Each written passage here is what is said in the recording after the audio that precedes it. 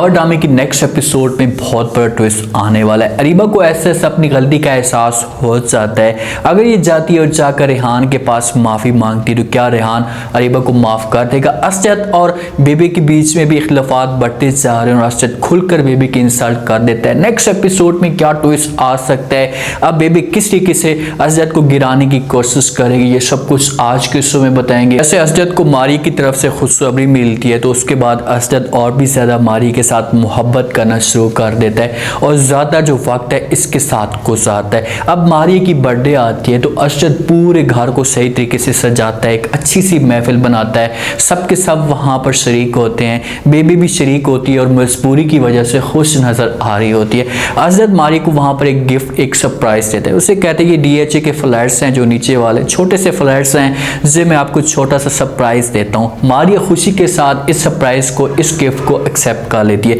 जब बेबी ये अल्फाज सुनती है असद के मुंह से तो उसे चढ़ जाता है बड़ा गुस्सा और गुस्से से वो अपने कमरे के अंदर चली जाती है। महफिल खत्म हो जाती है, केक शेक काटते हैं, मारिया असद को खिलाती है, असद मारी को खिलाता है। बेबी जाती है और जाकर अपना सारा का सारा गुस्सा जो होता है वो अपने हस्बैंड के ऊपर निकाल देती है। इसे किसी किस्म का कोई भी गुस्सा आता है तो ये सारा गुस्सा अपने हस्बैंड के ऊपर निकालती है, क्योंकि हस्बैंड इसके सामने कोई भी ऐसी बात नहीं करता। अपने हस्बैंड के ऊपर गुस्सा निकालती है और उससे कहती है कि भाई तुम सुकून के साथ बेड के ऊपर लेटे रहो, वहां पर तुम्हारा भाई असद गिफ्ट पे गिफ्ट देता जा रहा है अपनी बीवी को, तुमने कभी भी मुझे एक फूटी कोहड़ी तक नहीं दी। तो वहां पर हस्बैंड बेचारा खामोशी के साथ हो सकता है कि बेबी को समझाएगा, उससे कह ऐसी कोई भी बात नहीं है, मैंने भी आपको बहुत कुछ दिया है लेकिन आप हमेशा मेरे बारे में नेगेटिव सोचती हैं, आपको कुछ नजर नहीं आता। किसी तरीके से माहौल मजीद गर्म हो जाएगा और जब असद ये माहौल देखेगा तो असद को अंदर से बड़ी तकलीफ होगी। अब असद को मजीद आगे वाली कहानी का तो पता नहीं होगा कि बेबी शोर किस वजह से मचा रही है। बेबी जाती अपनी सास के पास भी, उससे जाकर भी बातें सुनाती है, उससे कहती कि आपके होते हुए असद इतने बड़े फ्लैट्स कैसे मारी को गिफ्ट दे सकता है, उसने आपसे इजाजत तक नहीं मांगी,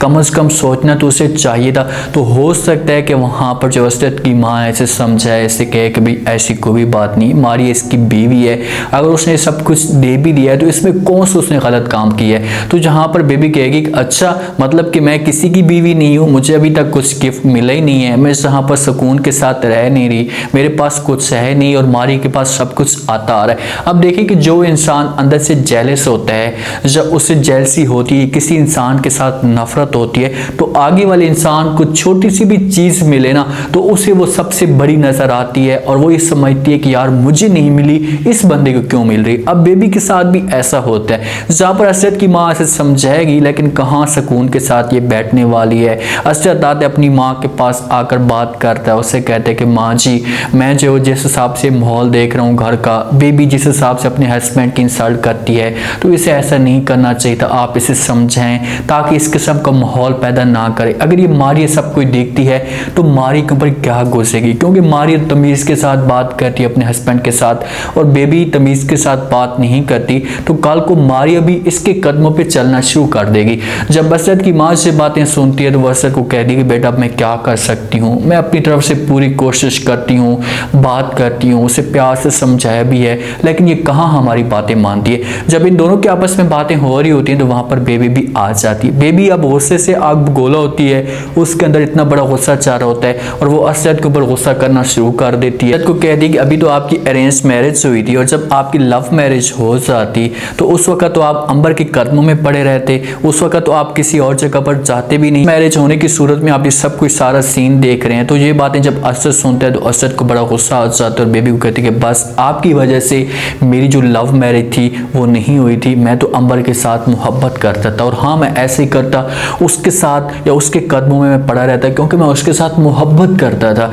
आपकी वजह से सब कुछ हुआ है। तो जहाँ पर जब बेबी भी खामोश नहीं रहती, इन दोनों के बीच में जब वो तलख कलामी हो जाती है, असद कहते हैं कि भाई ऐसा होने पे आपका जो चेहरा है भयानक, ये तो अब मेरे सामने आ चुका है ना, ये तो मुझे अब पता चल चुका है कि आप कितनी घटी हैं, या किस तरह की सोच रखती हैं। जब इन दोनों की मजीद बहस बढ़ना शुरू हो जाती है तो जहाँ पर मारी भी ये सारी की सारी बातें सुन लेती है। अब हो सकता है कि मारी को इस बारे में ना पता हो कि भाई असद जो है वो अंबर के साथ भी मोहब्बत करता था। जगह पर मारी आकर असद से सब कुछ पूछ सकती है। अब बेबी के पास एक समझो कि पॉइंट आ चुका है और बेबी इसी तरीके से इस घर को मुकम्मल तौर पर बर्बाद करने की कोशिश करेगी और ये जाएगी अपने हस्बैंड के पास और जाकर बात करेगी, उससे कहेगी कि मेरी इस घर में भाई कोई भी इज्जत नहीं है, मेरे साथ कोई बात नहीं करता, तमीज़ी हर कोई मेरे साथ करता है, बस बहुत हो गया, मैं अपना बिस्तर बोरिए गोल करती हूँ, यहाँ से चली जाती हूँ। अब बेबी का हस्बैंड को तो चाहिए कैसे कहे कि हाँ तू यहाँ से दफ़ा मार, मुझे कोई भी ज़रूरत नहीं है, लेकिन बेचारा मजबूर है। अरीबा के सामने जिस हिसाब से अहमर की असलियत आई है और ये जाती है अहमर के पास और वहाँ पर इसे थप्पड़ भी मार देती है,